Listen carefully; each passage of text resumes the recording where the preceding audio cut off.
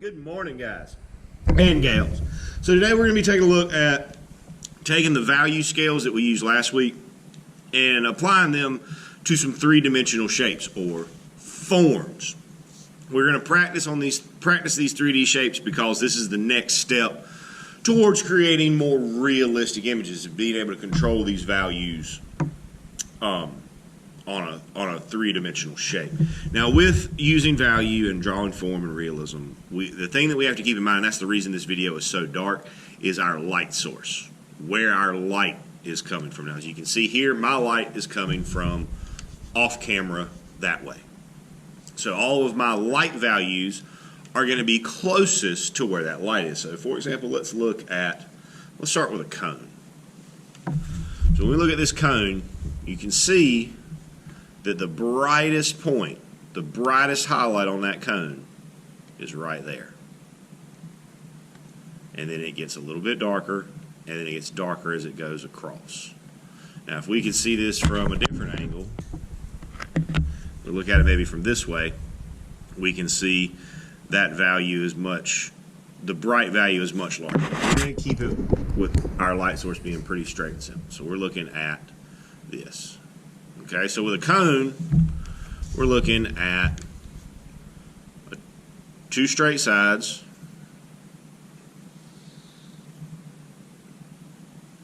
and then we've got a curved bottom. So then we apply that value scale the same way. Lightly first, leave some white on that far edge because that's where it's going to be. That's where it's going to be the brightest because it's closest to my light source. And then our next layer, we go a little bit darker. We cover a slightly smaller area. A little bit darker, slightly smaller area. A little bit darker, slightly smaller area. Until we arrive finally at that nice black on the side that is opposite our light. All right, so let's talk about a different shape. Let's talk about a cylinder.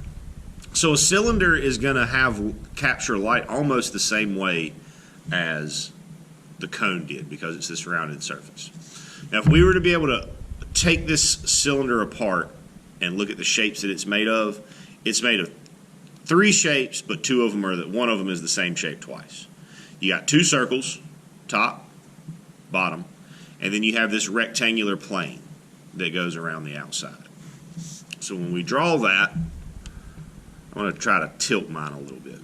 Because if I have it straight ahead, it's a little bit more difficult to see the shape. So I'm going to tilt mine like this just a little bit. So from this angle, does this look like a circle? Even though we know it's a circle, is that what we can see? Is that what it looks like from here? No, I agree. That looks more like an oval from that angle. So we have an oval, straight sides, and then we have a curve on the bottom. And we're going to shade that the same way. You know, if we look at this, we can see that our light source is coming from this way still. So right here, that's my brightest area. That's my brightest value. Again. And of course, where these values go can change depending obviously on where your light source is. We're doing this with imagining that our light source is always coming from the same direction.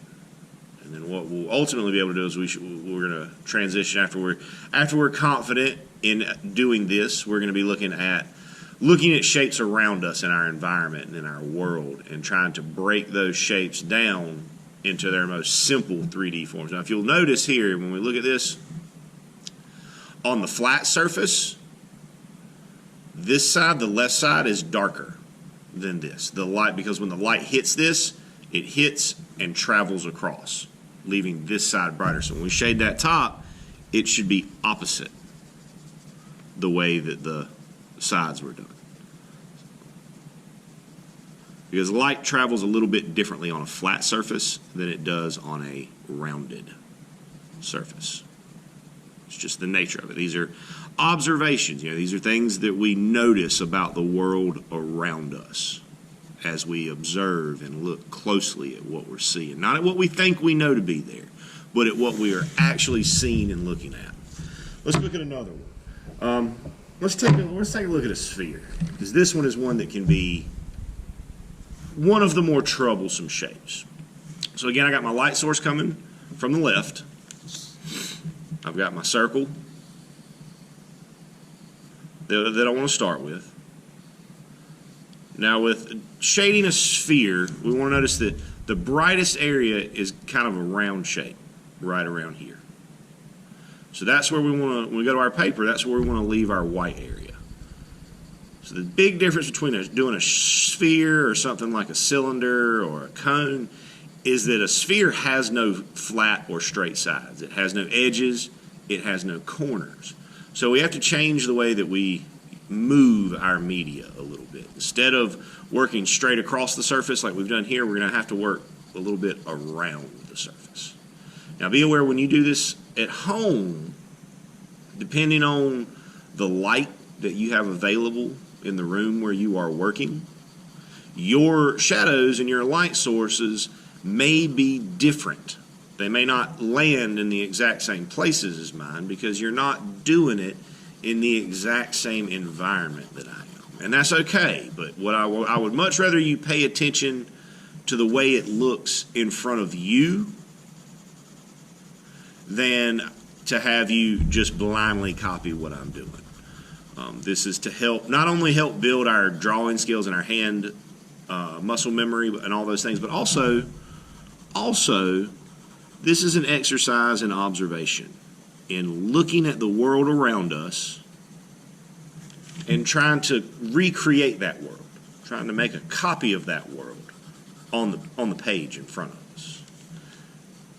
A little bit smaller than I'm down, I can do get a little bit darker, and then I'm almost ready to do my black on that far edge away from the light.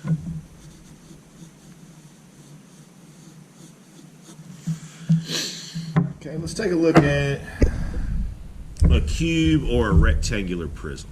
We'll kind of tilt this. Okay. So again, we've got a lot of flat surfaces here. So and I'll show you a simple way. You may already know the simple and easy way to draw a cube, but if you don't, I'll give you a look at it. Now with a cube, when we're dealing with these very straight, very flat surfaces, and the same would hold true for a rectangular prism. Here and here, these sides, they don't really have value shifts, right? I mean, this is all bright, this is all dark. Now up here on the top, we have a little bit of a value shift. We go a little bit from dark to light as it moves back and away from us. So what we would do here is we could leave that side white. We can work up a small value scale here. It's about observing, you know, it's about looking at the world around us and in front of us, and taking the time to look carefully and try to recreate what it is that we see in this amazing world that surrounds us. A lot of beauty out there. Sometimes we just have to work a little bit harder to see it.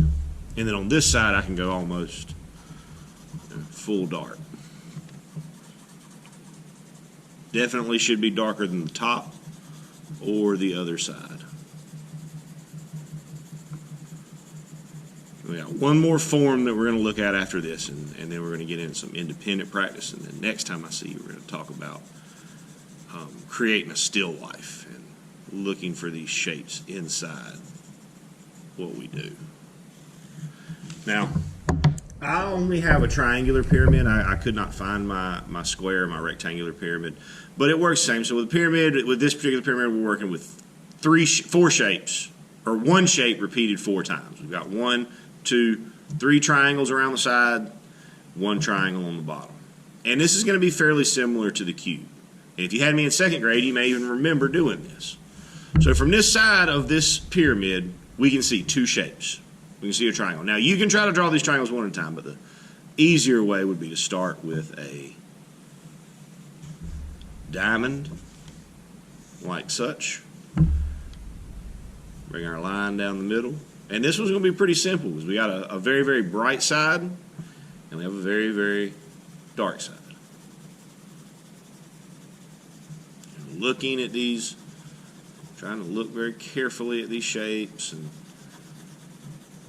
how they interact with the light around them.